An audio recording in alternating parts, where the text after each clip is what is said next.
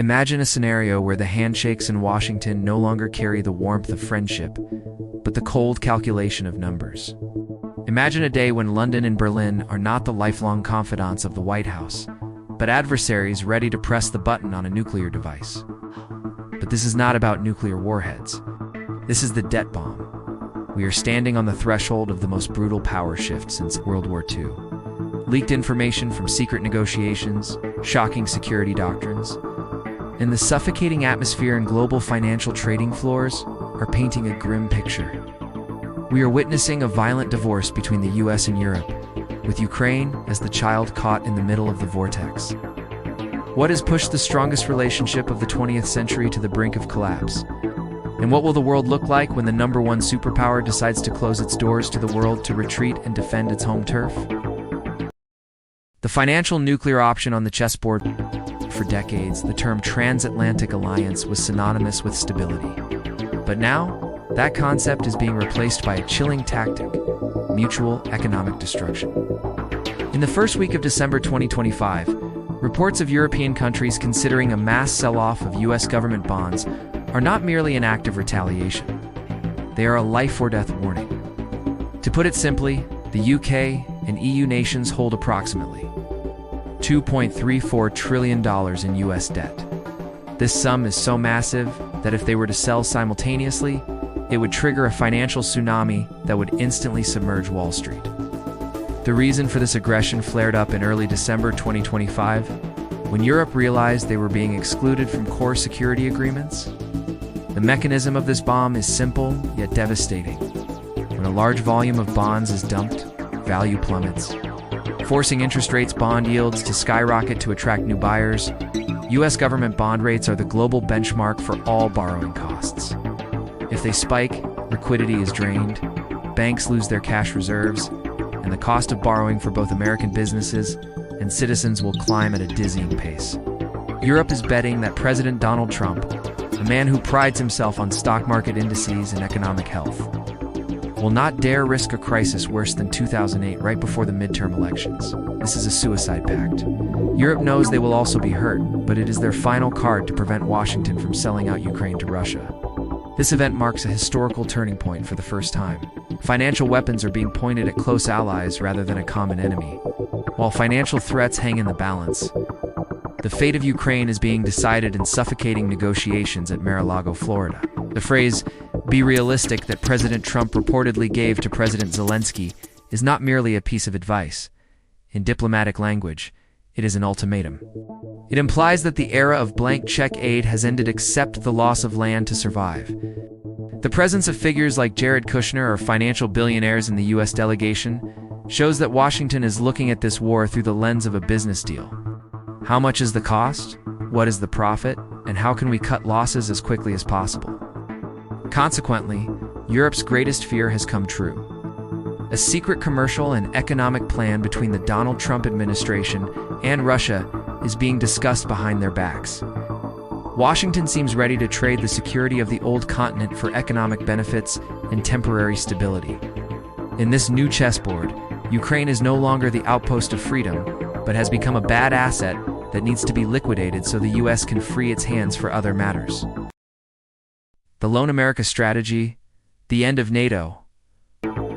What caused the US to flip 180 degrees like this? The answer lies in the new National Security Strategy document released in late 2025. A document likened to a diplomatic earthquake encapsulated in the ideology of Lone America. Unlike the America First slogan of the past, which still left some room for cooperation, Lone America is a total severance. This document describes Europe not as equal partners, but as fading powers, losing their way and living parasitically on US military strength. Harsh terms like erasing civilization or veering off track show Washington's contempt for the EU's governance model. The biggest shock lies in the future of NATO. The US has issued an ultimatum demanding defense spending of up to 5% of GDP. Internal sources even suggest the actual pressure could be as high as 7% to compensate for previous deficits. Simultaneously, it set a deadline of 2027 for Europe to take over its own defense entirely. An impossible demand, given that most European countries are struggling to even hit the 2% mark. By setting an unachievable target, the US is essentially looking for a plausible excuse to withdraw. The message is clear. The days of America propping up the entire world order are over. America will no longer be the global policeman protecting the sleep of people in Paris or Berlin for free. This pushes Europe into an existential crisis. They are forced to rearm at breakneck speed or accept becoming the backyard of other powers. This rift is not just political. It is the collapse of trust, the only glue that has held the West together for the past 80 years. But when America turns its back on Europe, where will it turn? The answer is home and toward raw, pragmatic calculations. The new strategy document shows a revolutionary shift in how the US defines its enemies. Russia has suddenly disappeared from the list of direct threats. Instead, the US positions itself as the referee between Europe and Russia. It is the mindset of a merchant. Why spend money fighting Russia to protect Europe when you can stand in the middle and profit from both sides? With China, the approach has also shifted from ideological confrontation to managed competition. The US doesn't simply want to destroy China's rise, but wants to manage it, focusing on trade balances and protecting the first island chain. This is a tacit admission that the US no longer has enough resources or the will to maintain absolute global dominance. Instead, the US is pouring all its strength into reviving the Monroe Doctrine.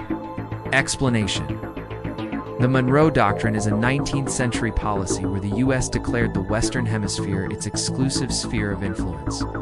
Now, it is being modernized. Washington is returning to fortify the Western Hemisphere fortress, the deployment of the largest military force ever seen in Latin America and the Caribbean, to declare war on drug cartels and strictly control borders shows that America's #1 priority is domestic security. The US is actively withdrawing from the swamps of Eastern Europe or the Middle East to build a steel wall around the Americas. A fragmented new world, totaling all the pieces together, we see the shape of a new world order forming at the end of 2025. It is a multipolar but fragmented world, where alliances of values are replaced by alliances of interest. Under Trump's leadership, the US has become an isolated but extremely dangerous superpower. They are no longer bound by moral commitments or allied treaties.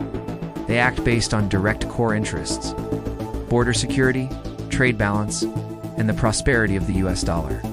Europe is left in the cold water.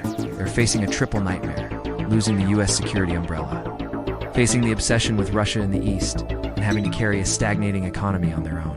The Bonself reaction is the angry roar of an old lion backed into a corner, but it also reveals their vulnerability. They can only threaten to hurt the US economy, but cannot protect themselves militarily. Ukraine is the most expensive lesson about the fate of small nations in the Game of Thrones. If they don't make smart choices, this world will no longer have a US policeman on patrol. Power vacuums will appear everywhere from Eastern Europe to the Middle East, and regional powers will rush in to fight for influence. It is the return of 19th century great power politics, but with 21st century technology and weapons. In the end, we are witnessing the conclusion of a romantic era of a united free world. America has chosen its own path, leaving its old allies to fend for themselves in the storm. Washington's actions could be seen as a cruel betrayal of its allies. But from the America First perspective, it is a return to the core survival instinct. Take care of yourself before others. The picture of the future is clear. An America retreated into its fortress, a Europe in total panic, and a Ukraine holding its breath for a verdict. But in this all-in gamble, as the US sheds its role as world leader for individual safety and prosperity, will they truly be safer? Or will that very isolation create new, uncontrollable monsters across the ocean, those who will come knocking on America's door one day soon?